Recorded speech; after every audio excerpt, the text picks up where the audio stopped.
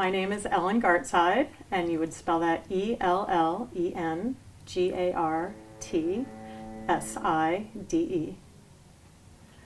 And I have been a Beach Watch volunteer since 1993, since it began. And I got involved with Beach Watch when I was a graduate student at San Francisco State, and I was working at the Fitzgerald Marine Reserve. And the opportunity came up to participate in this program, and after the first year I wanted my own beach, and so I've been doing my own beach since 1995. And I love doing Beach Watch. It connects me to the ocean, it connects me to the environment. It makes me realize that I am just a very small part of a much larger picture, and I feel like it keeps me grounded and allows me to contribute to keeping the environment healthy and myself sane. I really, don't know what else to say. It's totally legitimate. Yeah. You see the environment with a different eye. So you're not just going to the beach to hang out. You're specifically going to the beach to make observations. And so I feel like I am seeing the environment through a different lens and more focused. And so then you reflect on the things that you have seen, and when something's died or washed up, it makes you question why. And then because you're recording that data, I feel like then the death of that organism doesn't go unrecognized. That it's data that's going to be used somewhere. And so I do really like the science, the citizen science part of Beach Watch, and that I feel like I am contributing to a data set. Even though I don't have to analyze the data, somebody else is going to look at it and make sense out of it. And I am very happy to do that. It makes me feel good to do that. Every day it's different. So that's what's really fun about it, is that you never know what you're going to find or what you're going to see. I don't have the type of beach where there's always the same birds there or the same mammals. I mean, it's what I call a flyby beach, that things are moving through. So you never know what you're going to find. And, sometimes the people are more interesting than the animals. And those are, when you encounter people and they want to know what you're doing, then that's a great opportunity to engage and hopefully educate and hopefully get them involved in marine conservation, environmental education, that somehow they become a little bit more aware of what's going on at the beach, even if they might just be there to have a day away from the city, but they see you're collecting data, and then they then have a different perspective of where they're recreating. Right. And Beach Watch data does include how people use their beaches. Yes, it does. Yeah. Important, especially in this area, it's a very important component.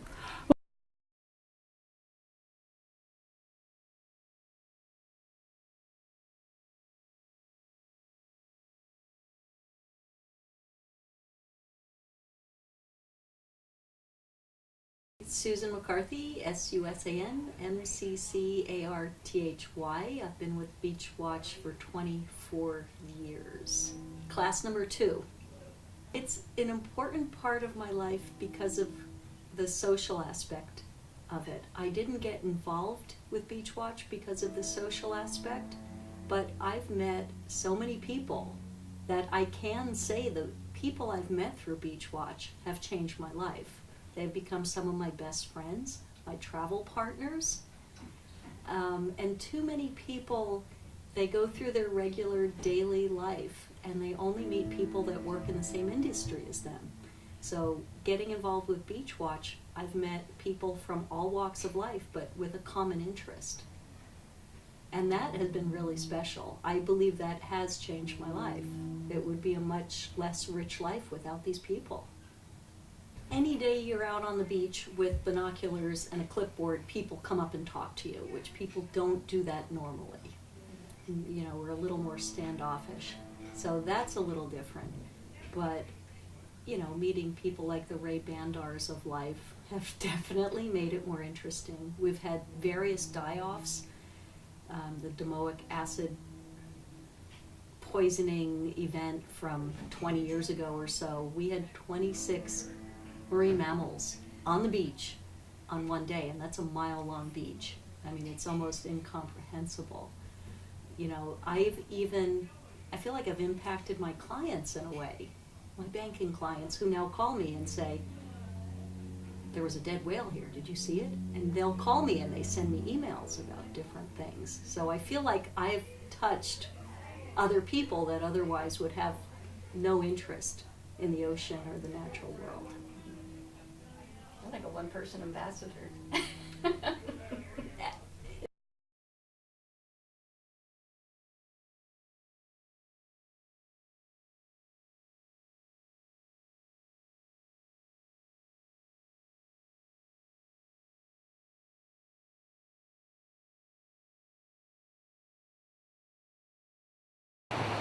Alan Schreiber, ALLANSCHREIBER.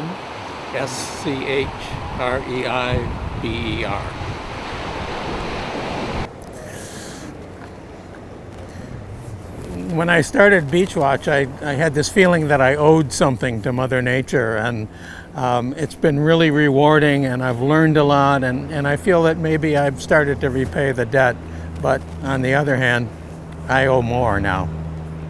I thought that before I started doing Beachwatch, I had the feeling I owed something to Mother Nature, and with Beachwatch, I feel I've started to pay it back, although I think I still owe more now.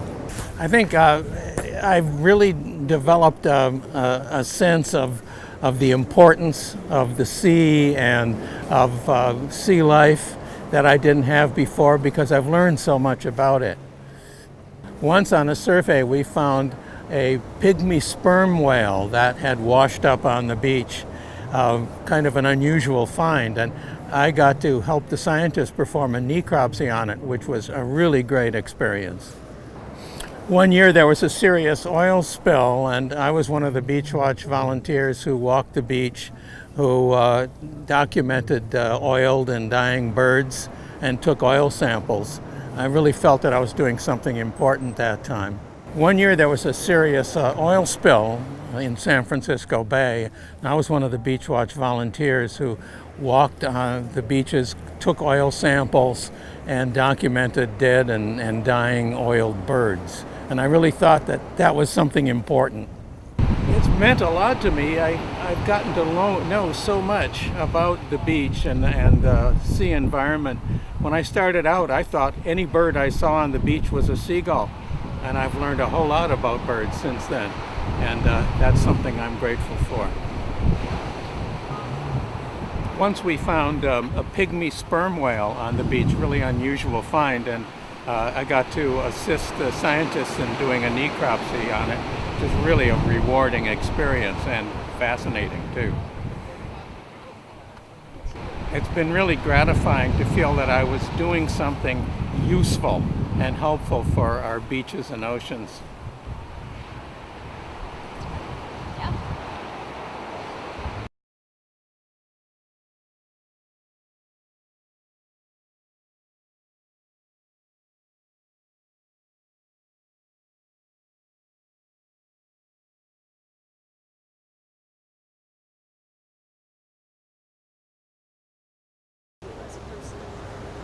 Well, yes, Beachwatch has made me more aware of what's going on in the environment.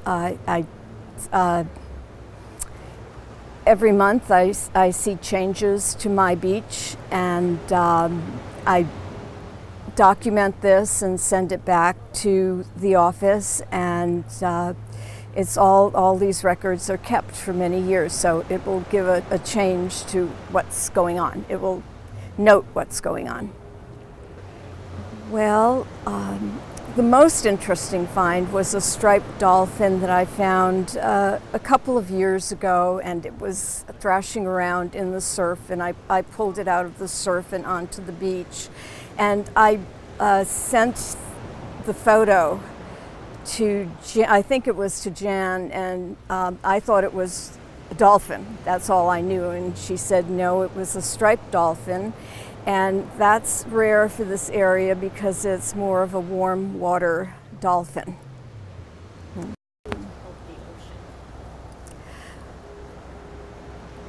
Well, just going out to the ocean and knowing that I'm documenting changes, and I feel that that is helping. Well, a couple of years ago, I had a striped dolphin, and it was fresh dead, and it was on my beach. And it was unusual because it's a warmer water species. I care about the ocean way more than I did, and I thought that I really cared about it before, but I notice things that I never would have noticed before, and my friends always notice that I'm commenting on things that they just are over their head. That's great. Well, a couple of years ago, there was a striped dolphin, and it was a fresh dead specimen.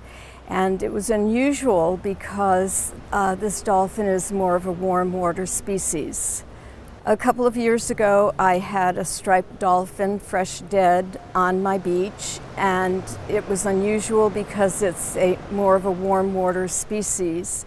And I think it was an important find because that just may indicate some changes that are going on.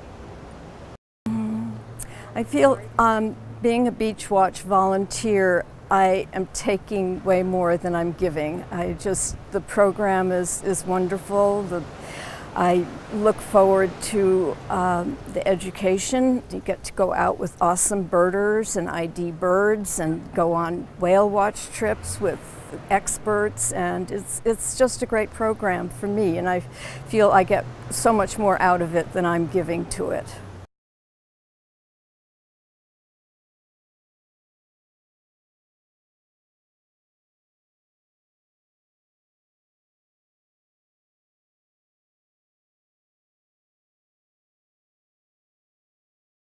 I'm Rudyard Wallen. What am I supposed to say? How do you spell it? Oh, R-U-D-Y-A-R-D. Rudy with an A-R-D at the end. Don't rock, right? Rudy with an A-R-D at the end. W-A-L-L-E-N. I would say growing up, there's a lot about sort of popular culture that leads you away from this world, and this re-engages you with the environment. Being outside on a regular basis, also volunteering at other beaches, seeing sort of the various situations, knowing that you're a part of recording any sort of changes that could possibly happen in the ecology, and just engaging with the planet, which is really sort of the opposite direction that sort of the modern world wants to lead you. So I find that popular culture tends to redirect your attention to more frivolous pursuits, and being out on these surveys on a regular basis, whether I'm doing my own beach or helping out on another beach, it re-engages you with the environment and any sort of changes that can happen on a daily or weekly or monthly basis. So I found growing up that popular culture really tends to redirect your attention to things that I really found frivolous. And so I'm really happy to be a part of something that sort of keeps you engaged with the environment on a daily, weekly, or even monthly or yearly basis, and just seeing the amazing changes that are occurring both either on your beach or out on the ocean, and being a part of that, circling back, sorry. That's good though. It's really good. So I'm going to do the questions. I love how he throws a dog a bone. Okay. You know, it may have. I remember going to, when I first started the Beach Watch program, going to one of the anniversary parties, and people were getting their 10-year jackets. And I thought, who volunteers anywhere for 10 years, much less 15, 25, or 20? That's great. Right? So like, how do you, it's just sort of happened. So I'm sure I've always been sort of engaged with environmental issues and with the environment. You know, we could go outside, I could tell you that's a palm tree, that's a glass plant, that's ivy, this is a painted lady, this is that. But there's always something to learn when you're out on the beach. You know, you might look at a gull and be like, and say something like, oh, it's a gull, all right? And then maybe a week, or on your next survey, you'll be like, oh, it's a western gull. And maybe on your next survey, you'll be like, oh, it's a second year western gull, so I actually know it was born in 2017. And so you're constantly adding layers of knowledge to what you already know. And it's really sort of a terrific experience. I think, especially as we get older, it's always good to keep the brain learning. And it's another thing that I find that about this world is people feel like you get to a point and you can stop. And one of the things about this program is there is no stopping. There's just a constant learning, layers upon layers of things that you thought you already knew, and find that you can constantly improve upon them. So if there is something, I'm just gonna add one more thing, or just you can cut it in. If there is something, it's so subtle, other than the knowledge, if there's something more than that, it's so subtle I'm unaware of that. Probably the most interesting one to me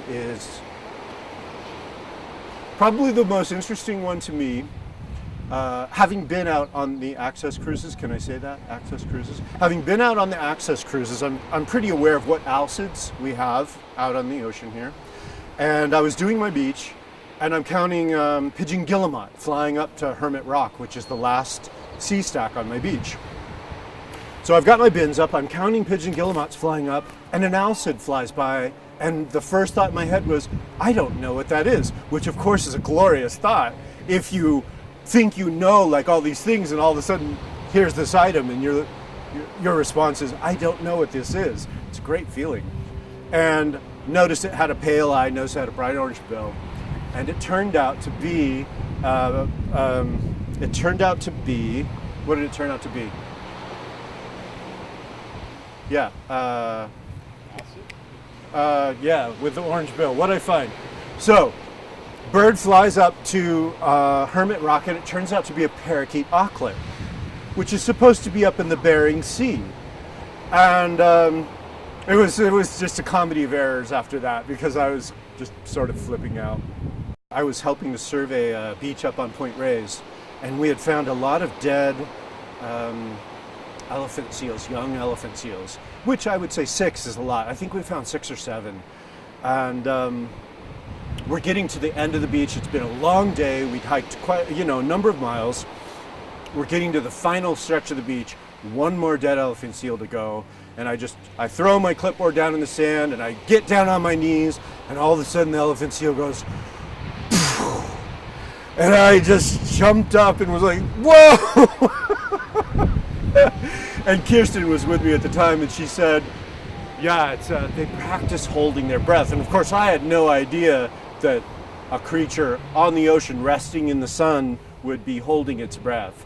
So it turned out it was alive, so we hopped back and counted it as alive. But I'm getting ready, it's like having someone on the morgue slab suddenly reanimate. Just that sudden shock of, this isn't what I thought it was. So again, it was another learning experience, because I had no idea they lie on the beach and hold their breath. That's it. Sorry. That's it. Anything else? I think environmental protections are really important, and adding to that is really important. So being a part of that is fulfilling. Well, I think at a time, maybe this has always been the case, but I think especially right now, with the advent of social media, people look a lot at anecdotal evidence and suggest that it points to something.